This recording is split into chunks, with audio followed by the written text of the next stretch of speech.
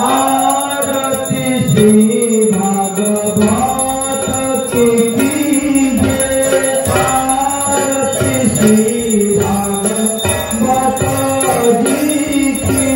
करत पवित्र भावना ही आती, करत पवित्र भावना ही आती। आरती भागवत जी की, आरती श्री भागवत जी की। श्री नारायण मुक्ति वाणी, परत ब्रह्मा और ब्रह्माणी। शंकर पार्वती शिव कमानी, कथा कृष्ण सुख भाव हरि की। आरती श्री भागवत जी की, आरती श्री भागवत जी की। शतकाधिक शेष बताई, नारद मुनि सर्वोपरि जानी। नीक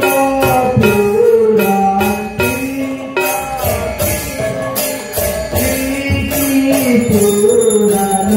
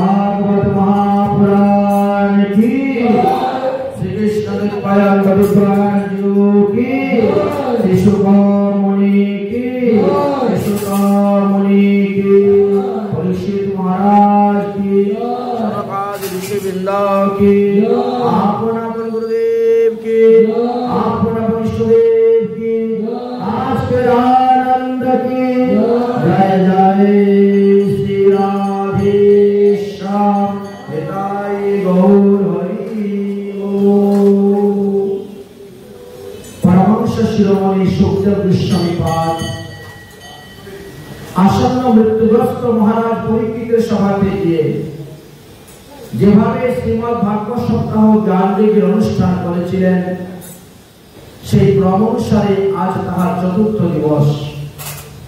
গতকালকে আমরা প্রহ্লাদ চরিত্র নৃসিংহ অবতার পর্যন্ত আস্বাদন করেছিলাম। আজ তাহার পরবর্তী বিষয় আস্বাদন করব। এই প্রহ্লাদ চরিত্র কথা দেবশ্রী নারদ যুধিষ্ঠির মহারাজের রাজসভাতে গিয়ে বর্ণন করেছিলেন। যতই প্রহ্লাদ চরিত্র শ্রবণ করতেছে, যুধিষ্ঠির মহারাজের মুখটা ততই শুকিয়ে যাচ্ছে, বদন মলিন হয়ে যাচ্ছে। কথা বলতে বলতে হঠাৎ দেবশ্রী নারদের দৃষ্টি পড়ল যুধিষ্ঠির মহারাজের উপরে। দেখলেন যে প্রথম কথা শোনার সময় যে ভাব, যে মুখের আওয়াজ ছিল, সেটা যেন নেই, লুপ্ত হয়ে গেছে। যেমন একটি কাল বৈশাখী মেঘ এসে যেভাবে সূর্যকে ঢেকে দেয়, সেইভাবে।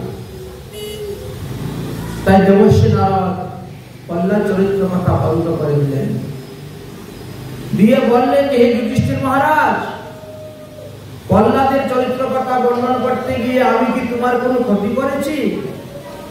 না হলে তোমার মুখে হাসি নেই কেন? তোমার মুখটা এত ভারী কেন? বদনটা মলিন কেন? তার কারণ কি আপনি বলুন। তখন যুধিষ্ঠির মহারাজ বলছেন, দেখুন 5 বছরের ছেলে প্রহ্লাদ,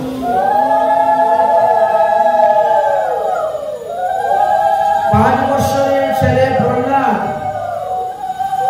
সে ভগবান পেয়ে গেল।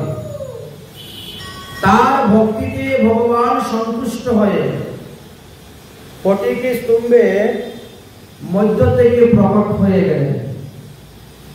আর আমার বয়স 55 বছর হয়ে গেল, আমি এখনো ভগবানের দেখা পেলাম না।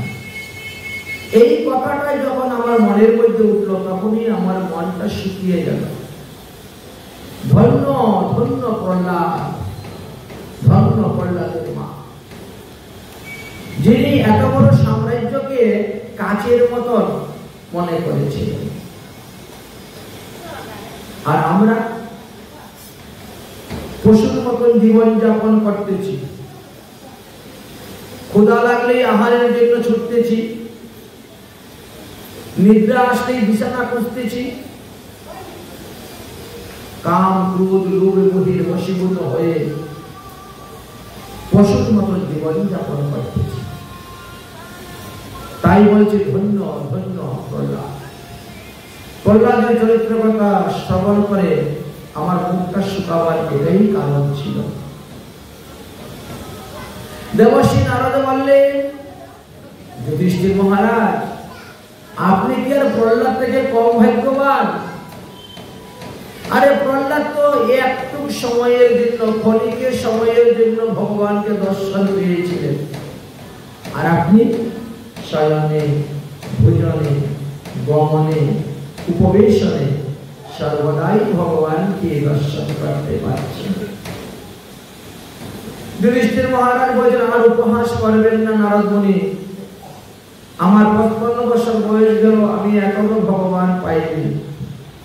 আর আপনি বলছেন শয়নে, ভোজনে, গমনে, উপবেশনে, যাকে তুমি মামাত্ম ভাই বলে মনে করতেছ, সেই বসুদেব পুত্র তোমার মামাত্ম ভাই হলেন শ্রীকৃষ্ণ। তিনি হলেন ভগবান। শুধু ভগবান নয়, তিনি স্বয়ং ভগবান। তিনি শুধু ঈশ্বর নন, তিনি পরম ঈশ্বর। তোমাদের প্রেমেতে বশীভূত হয়ে তোমাদের রথের সারথি হচ্ছে, সর্বদা তোমাদের সেবা কার্যে নিযুক্ত আছে, জীব জগৎকে শিক্ষা দিচ্ছে। অরে জীব, তোমরা যদি আমাকে পেতে চাও তাহলে প্রেমের সহিত ভালোবাসো। আমি প্রেমের বশ। प्रेम की भूखा हूं मैं, प्रेमी एक ही सार, और जो प्रेम से बसता है मुझे उसकी बेड़ा पार। তাই ভগবানকে প্রেমের সহিত পালন করার কথাই বলেছে। অতএব তুমিও কম ভাগ্যবান নয়, তুমি সর্বদা ভগবানকে পাচ্ছ। ভগবান শ্রীকৃষ্ণ তখন ওই আসনের মধ্যে উপবেশন ছিলেন। ভগবান শ্রীকৃষ্ণ বলছেন, দেবর্ষি নারদ, তুমি ভগবত প্রসঙ্গ কথা বলো, এইসব কথা ছাড়ো, ভগবত প্রসঙ্গ নিয়ে কথা বলো। স্ত্রী ধর্ম, নারী ধর্ম, পুরুষ ধর্ম, বর্ণ ধর্ম, আশ্রম ধর্ম, কর্তব্য অকর্তব্য সম্পর্কে তুমি আলোচনা করো, যাতে জীবের মঙ্গল হয়, কল্যাণ হয়, সেই বিষয় নিয়ে আলোচনা করো।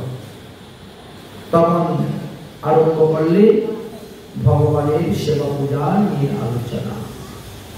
তেতায়াবিষু হরির আরিচ্যতে ক্রিয়া ভৃষ্টে করিতুম বৃত্তা।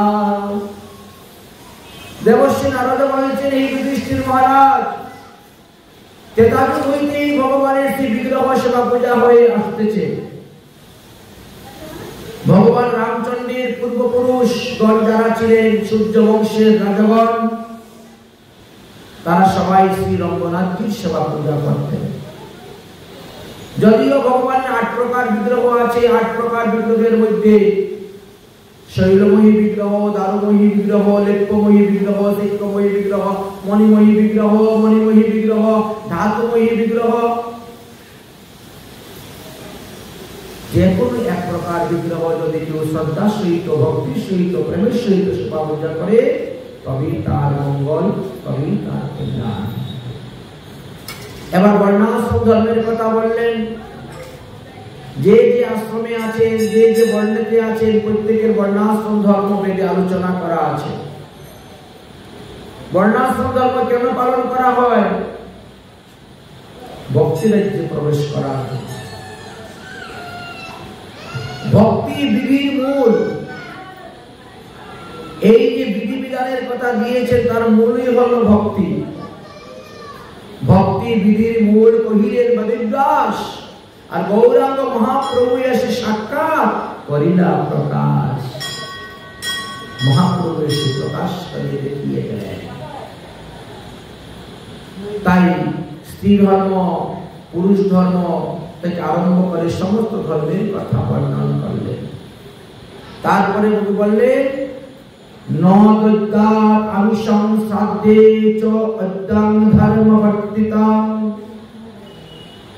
শ্রাদ্ধে কখনো আমিষ দ্রব্য ব্যবহার করিবেন না।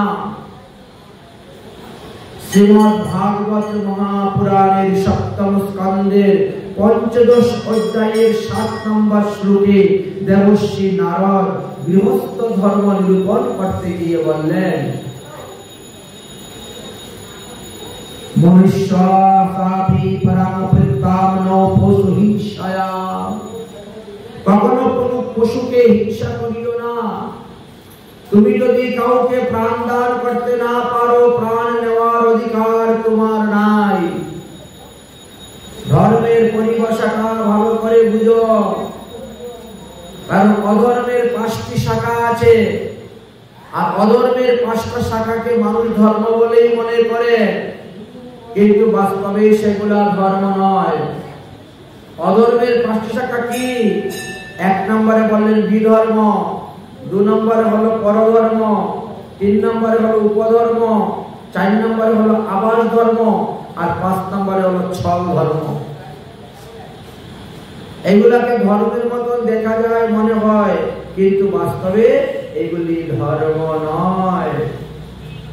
অতঃপর বললেন অসন্তুষ্ট বিপ্রশ্চ বিদ্যা তপোযশ, সর্বদাই যথা লাভেন সন্তুষ্ট থাকবেন, যাহা পাওয়া যায় তার দ্বারাই সন্তুষ্ট থাকবেন। যদি 1000 টাকা রোজগার করেন তাও সন্তুষ্ট, যদি 100 টাকা রোজগার হয় তাও সন্তুষ্ট। ভগবান যা দিচ্ছেন, আমার ভাগ্যে যা ছিল তাই তো ভগবান দিয়েছে, তো আমি রাতারাতি বড়লোক হওয়ার তো চিন্তা করবো কেন? একটা কুকুর তো কখনো চিন্তা করে না যে আমি হাতি হব। একটা কুকুর মনে করে আমার কর্মদোষে আমি কুকুর জন্ম পেয়েছি, বাবা আমি কুকুরের মতনই থাকি, আমার হাতি হওয়ার দরকার নেই। কিন্তু আমরা হাতি হতে চাই, রাতারাতি বড়লোক হতে চাই, কত কিছু করতে চাই। দেবশ্রী নারদ খুব সুন্দর বস্তু দিচ্ছে, কোন কোন বস্তু ত্যাগের দ্বারা কি কি বস্তু লাভ হয়। তাই ত্যাগত শান্তি নিরন্তরম, যত ত্যাগ করতে পারবে ততই শান্তি লাভ করতে পারবেন। তারপরে বলেন একত সর্ব গুরুর ভক্তাং পুরুষ নির্বাণং জায়তে। এবার বললে তাতে কৃষ্ণ ভজে করো গুরুর সেবন, মায়াজাল চিতে পাবে কৃষ্ণের চরণ। গুরু মহিমার কথা বর্ণনা করে গিয়েছেন শ্রীমদ্ ভাগবত মহাপুরাণে। যস্য সাক্ষাৎ ভগবতী জ্ঞান দীপ্যতাম তদাম গুরু। গুরু কাকে বলা হয়? গু মানে অন্ধকার, রু মানে আলো। যিনি আমার হৃদয়ের অজ্ঞানরূপী অন্ধকারকে দূর করে জ্ঞানরূপী আলোর প্রকাশ করে দেন, তিনি হলেন গুরু। আচ্ছা, আমরা গুরুদেবের নামের আগে 108 লাগাই কেন? গুরুদেবের নামের আগে 108 লাগানোর বিধান আছে। কেউ যদি জিজ্ঞেস করে আপনার গুরুদেবের নাম কি, আপনি হাত জোর করবেন, মাথা নত করে অষ্টপুর শত শ্রীল ওম বিষ্ণুপাদ ওম। কেন 108 লাগানো হয়? 108 এর অর্থ কি? বললেন যে আমাদের সৌরমণ্ডলে সবার থেকে উপরে থাকে নক্ষত্র। এই নক্ষত্র হলো 27টি নক্ষত্র চতুর্দিকে ঘুরে, এই জন্য 4 × 27 108 হয়। আমাদের শ্রী গুরুদেবও এইভাবে সর্বত্র সর্বাবস্থায় ঘুরে বেড়ান এবং তিনি হরিনাম বা দীক্ষা মন্ত্র দিয়ে মানুষকে ভক্ত জীবন যাপনের সুযোগ করে দেন। তাই তিনার সম্মানটা সৌরমণ্ডলে সবার উপরে নক্ষত্র থেকেও উপরে আমরা রাখতে চাই, এই জন্য 108 ব্যবহার করা হয়ে থাকে। গুরুকে শ্রী গুরু বলে কিসের জন্য? শ্রী গুরুদেব ভগবানের সঙ্গে আমাদের সম্পর্ক স্থাপন করে দেন। শ্রী শব্দে লক্ষ্মী যদিও হয়, কিন্তু ভাগবতে বলছে শ্রী শব্দে রাধা হয়। কারণ ভাগবতে দেখবেন একমাত্র শ্রী শুক উবাচ আর শ্রী ভগবান উবাচ, আর কারো নামের আগে শ্রী শব্দ নাই। ব্যাস উবাচ, বিদুর উবাচ, মৈত্রী উবাচ, সনক উবাচ, সৌনন্দ উবাচ, সুত উবাচ, কোথায় শ্রী শব্দ নাই কারো নামের আগে। একমাত্র শ্রী শুক উবাচ আর শ্রী ভগবান উবাচ। এই জন্য বলছেন যে শ্রী শব্দ হলো রাধা। গুরুদেব আমাদেরকে কি দান করেছেন? রাধা তত্ত্ব। রাধারানী হলেন আমাদের আশ্রয় তত্ত্ব। তার চরণ আশ্রয় করলে আমরা গোবিন্দকে পাব। শ্রী রাধিকার চরণ রেণু ভূষণ করিলে তনু অনাহাসে পাবে গিরিধারী। শ্রী রাধিকার চরণ আশ্রয় করিয়াছে যেই জন, তারে ওই যাহি বলে হারি। তাই আমাদের আশ্রয় তত্ত্ব হলেন রাধারানী। যারা রাগানুগাম আগে ভজন করেন তাদের সবারই আশ্রয় তত্ত্ব রাধা। মহাপ্রভু নিজে স্বয়ং রাধা ভাবে ভাবিত হয়ে গম্ভীরার মঠে সুদীর্ঘ 12 বৎসর অবস্থান করে এই রাধা ভাব আমাদের শিক্ষা দিয়ে গেলেন, শিক্ষা দিয়ে গেলেন। এই রাধা ভাবে ভাবিত হয়ে ভজন আমরা তো রাধা ভাব নয়, আমরা রাধার দাসীর দাসী অনুদাসী, আমরা কিঙ্করি, আমরা মঞ্জুরি। কিঙ্করুমি, হে রাধারানী আপনি আদেশ করুন, আমি আপনার কি সেবা করতে পারি। পুরুষ অভিমানে কখনো রাধা গোবিন্দের ভজন হয় না। রাধা গোবিন্দের ভজন করতে গেলে নারী অভিমান নিয়ে ভজন করতে হয়। ছাড়িয়া পুরুষ দেব কবে বা প্রকৃতি হব। প্রকৃতি শব্দের অর্থই হলো নারী। সৃষ্টির আদিতে মাত্র 5 জন প্রকৃতি সৃষ্টি হয়েছিলেন, শ্রীমতী রাধারানী, লক্ষ্মী দেবী, সরস্বতী দেবী, দুর্গা দেবী আর সাবিত্রী দেবী। এই পঞ্চ প্রকৃতির কথা বলা আছে, সৃষ্টি হয়েছে। তাই ছাড়িয়া পুরুষ দেব, পুরুষ অভিমানে কখনো রাধা গোবিন্দের ভজন হয় না। ভজন করতে গেলে নারী অভিমান চিন্তন করতে হবে। সেই নারী দেহটা আপনাকে কে দান করবে? আপনার শ্রী গুরুদেব। একটা মানুষের 4 রকমের দেহ হয়, স্থূল, পর্বত, সাধক, সিদ্ধি। আপনি যখন দীক্ষা গ্রহণ করলেন তখন আপনি সাধক দেহে গমন করলেন। সাধক দেহে গমন করার পরে আপনার গুরুদেব আপনাকে একাদশ ভাবযুক্ত একটা দেহ দান করবেন। আজকে থেকে তুমি ব্রজের অমুক মঞ্জুরি, আজকে থেকে তোমার বয়স হলো এত বৎসর, তোমার গায়ের রং এইভাবে, তোমার পরনের কাপড় ওইভাবে, তোমার স্বভাব এই, তোমার সেবা এই, তুমি অমুক দাসীর অনুগতে সেবা করবা, তুমি অমুক সকার অনুগতে থাকবা, তুমি অমুক কুঞ্জেতে বাস করে সেবা করবে, তুমি ভগবানের অমুক সেবা করবে। এই একাদশ ভাবযুক্ত দেহকে বলা হয় সিদ্ধ দেহ। 2 দেহের দ্বারাই ভজন করা যায়। এক হলো এই পঞ্চভৌতিক বাহ্যিক দেহ, আর এক হলো গুরুদেবের দেওয়া সিদ্ধ দেহ। 2 দেহ দিয়ে ভজন করেন। অন্তর বাহ্য দ্বৈত সাধন। বাহ্য দেহে করে ভক্ত শ্রবণ কীর্তন, মনের সিদ্ধ দেহ করিয়া ভাবন, রাত্রি দিন চিন্তে রাধা কৃষ্ণের সেবন। এটি অতি উচ্চ মার্গের কথা। উচ্চ মার্গের বিষয়, উচ্চ মার্গের পাঠ সবাই গ্রহণ করতে পারে না। এই জন্য রাধা তত্ত্বটা অতি গুরু তত্ত্ব, সবাই বুঝবে না। রাধা রস সুধানিধি গ্রন্থ বা বিলাপ পুষ্পাঞ্জলি, এই সমস্ত গ্রন্থ যদি কেউ আস্বাদন করে তাহলে কিছুটা রাধা তত্ত্ব তাদের অনুভব হবে। এবং গৌর গোবিন্দ লীলামৃত গুটিকা যদি আস্বাদন করেন তবে বুঝতে পারবেন রাধা তত্ত্বটা কি। তাই যাদের সাক্ষাৎ ভগবতী জ্ঞানদীপ্তেন প্রতি গুরু, তাই বলছেন আমরা যদি আমাদের সবকিছু দান করে দেই গুরুদেবকে, তথাপিও গুরুদেবের 1 অক্ষর মন্ত্রের ঋণ শোধ করতে পারবো না। গুরু তত্ত্ব এমনই গভীর বর্ণন করে গেলেন। তাই বললেন গুরু সেবা করে যান, গুরু সেবা করে যান। এই জগতে গুরুদেব হলেন ভব রোগের কান্ডারি, গুরুদেব হলেন ভব নদী পারের কান্ডারি। এই দেহটাকে বলা হয়েছে একটা নৌকা, আর পাপ পুণ্য হলো মালপত্র। দেহরূপী নৌকার মধ্যে পাপ পুণ্য রূপী মালপত্র নিয়ে সংসার সমুদ্র দিয়ে আপনি যাচ্ছেন, ভবসিন্ধুর পরপারে যাবেন।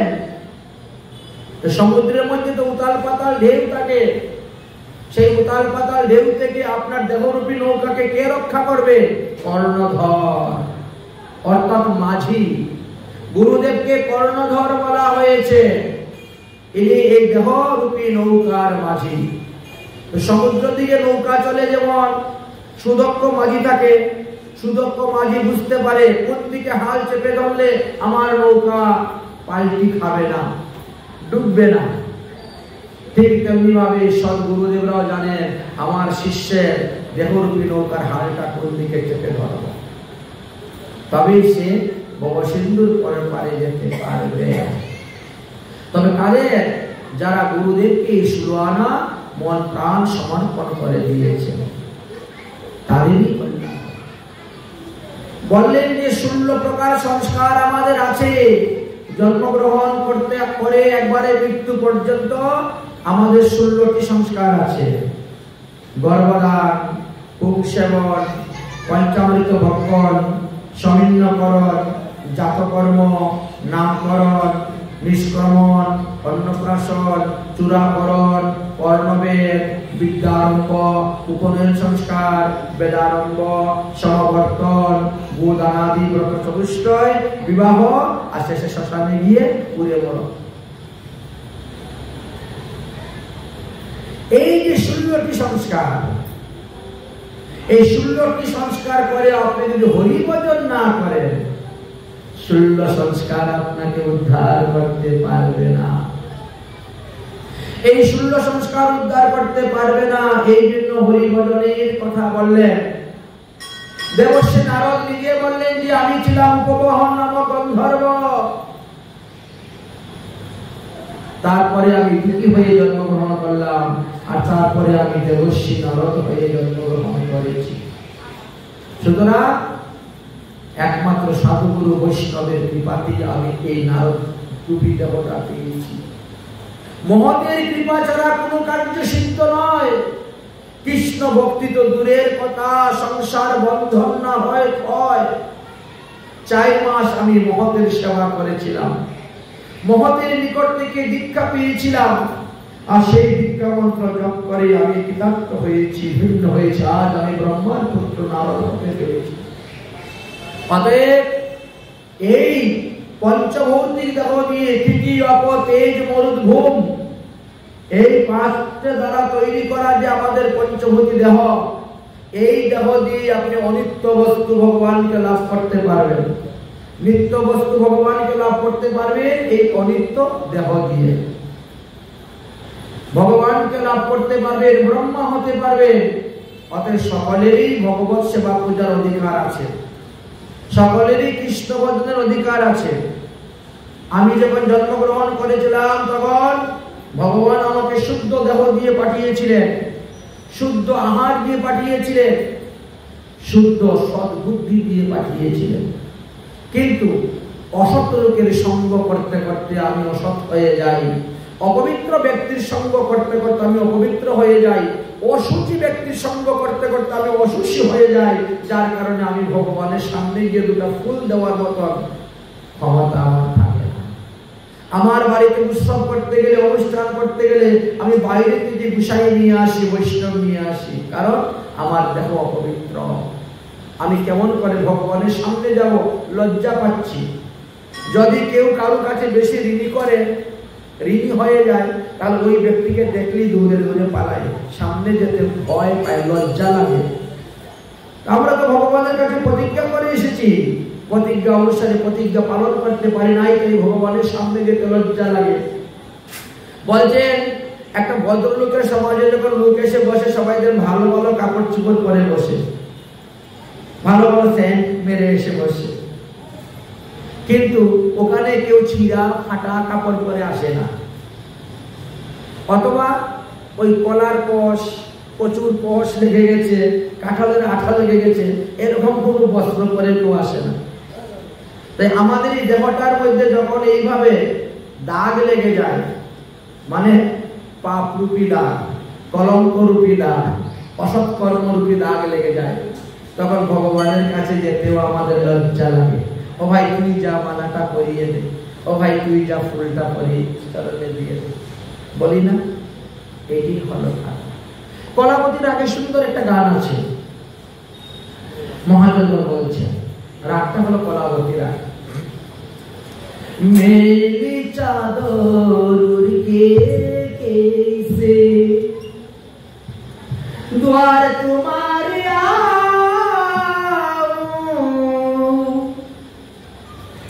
এই শরীরটা যখন অপবিত্র হয়ে যায়, মেলি চাদর উড়কে कैसे द्वार तुम्हारे आओ, मेली चादर उड़के कैसे। हे पवन परमेश्वर मेरी मन की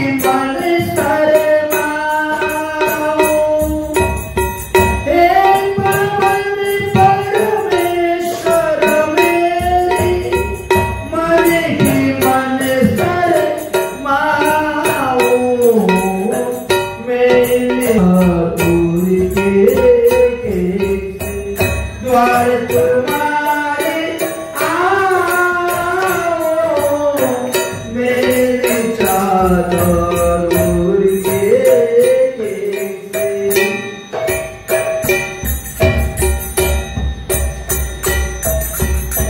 तुमने मुझको जग में भेजा निर्मल देकर पाया तुमने मुझको जग में भेजा निर्मल देकर पाया आकर के संसार में मैंने किसी को दाग लगाया आकर के संसार में मैंने किसी को दाग लगाया जन्म जन्म की मेरी चादर जन्म जन्म की मेरी चादर कैसे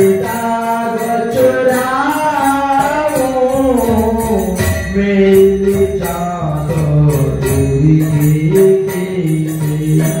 द्वार तुम्हारे आओ मेरी चादर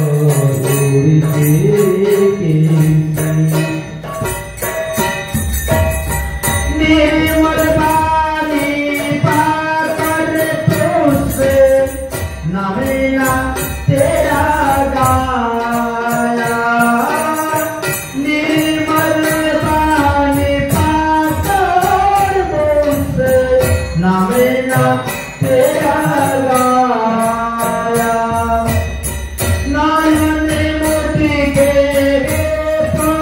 परमेश्वर कहो ना तुमको ध्याया मन बिना पिता सारी टूटी अब क्या गीत सुनाओ मेल चादर के द्वार तुम्हारे आओ मेल चादर के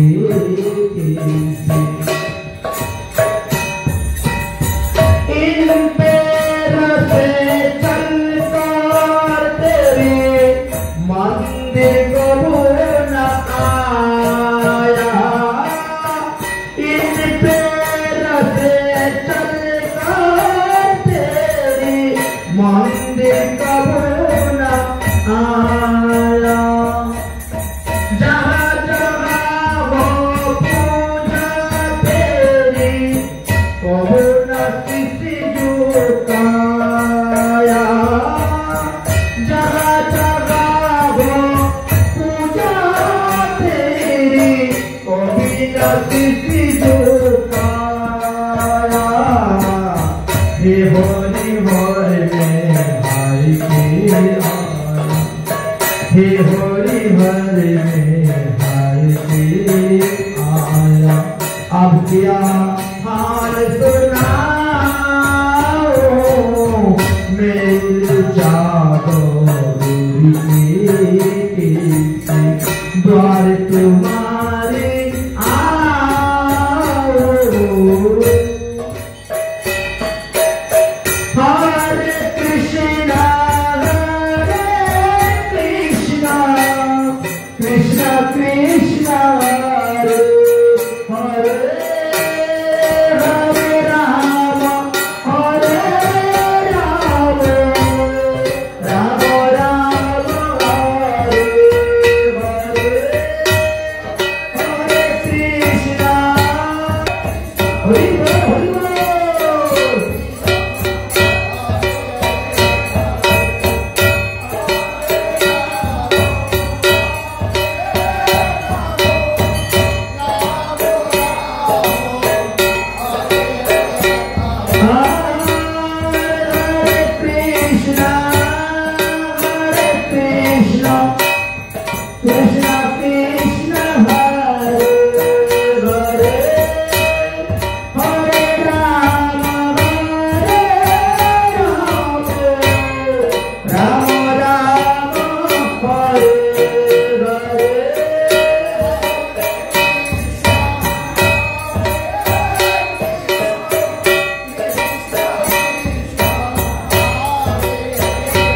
হরি বল হরি বল।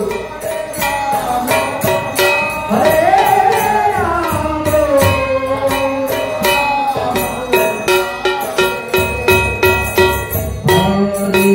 কৃষ্ণ কৃষ্ণ কৃষ্ণ হরে হরে হরে রাম হরে রাম রাম রাম হরে হরে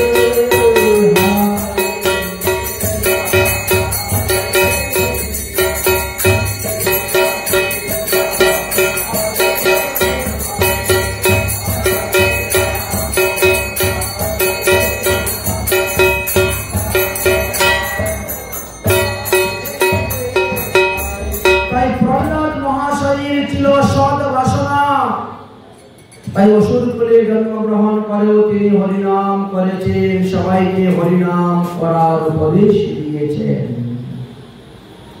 হিরণ্যকশিপুর ছিল অসৎ বাসনা, তাই সে নিজেও হরিনাম করত না, অন্যকে হরিনাম করতে বাধা দিত। আর মানুষের মধ্যে হলো মিশ্র বাসনা, সতে অসতে, এই তো হয়েছে অবস্থা।